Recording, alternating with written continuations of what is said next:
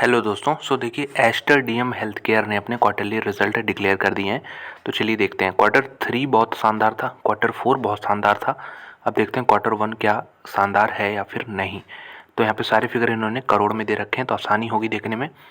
Total income अगर हम देखें तो यहाँ पे 2699 करोड़ है, जिसे हम 2700 के आसपास मान सकते हैं। पिछले क्वार्टर में कितना था? क्वार्टर नंबर 4 में 2750 करोड़ के आसपास था। एक साल पहले यहाँ पे 2379 करोड़ था, जबकि ये कोविड का समय था, तो इसलिए उस समय रेवेन्यू काफ़ी बढ़े थे कंपनी के। हालांकि कोविड के वजह से बहुत ज़्यादा यहाँ पे प्रॉफिट मार्जिन नहीं बढ़ता। चलिए एक्सपेंस देखें तो इस बार एक कंसर्न की बात है कि खर्चे आ गए हैं। दवाइयाँ और जो कंज्यूमर्स यहाँ पे ये खरीदते हैं, इसमें बहुत बड़ी बढ़ोतरी देखने को मिली, 150 करोड़ से ज़्यादा की। तो ये प्रॉब्लम की बात है, जिसकी वजह से हमारा जो प्रॉफिट बिफोर टैक्स बनेगा दोस्तों, ये फिगर अराउंड आपका ये देख सकते हैं यहाँ पे 85 करोड़ रुपीज़ बन रहा है। 85 करोड़ रुपीज़, जो कि पिछले क्वार्टर में 250 करोड़ रुपीज़ था। एक साल पहले यहाँ पे 71 करोड़ था।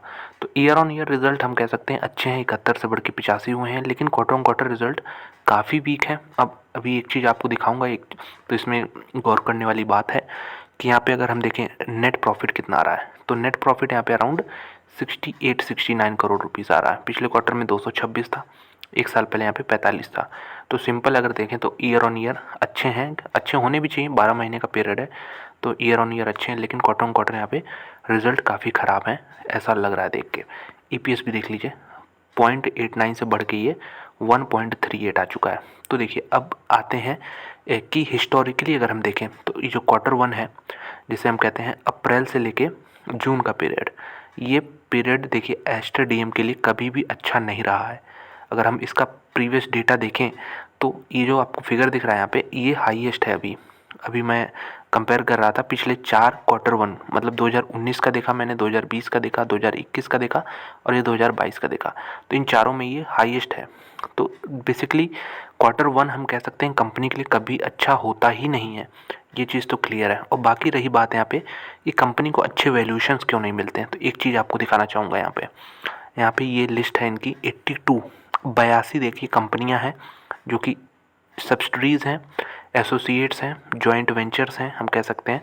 तो दोस्तों ये बहुत बड़ा अमाउंट है, इसको देखिए कंपनी को कंसोलिडेट करना होगा। यहाँ पे ये देख सकते हैं बहुत सारे कंपनीज़ हैं।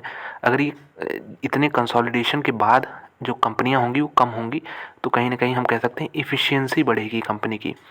और अभी रिसेंटली कंपनी ने ये चीज़ पे गौर किया है और शुरू कर दिया प्रोसेस इनको कम करने का, क्योंकि जितना ज़्यादा होगा उतना हम कह सकते हैं हेडेक है मैनेज करना और यहाँ पे प्रॉफिट जो है बटना।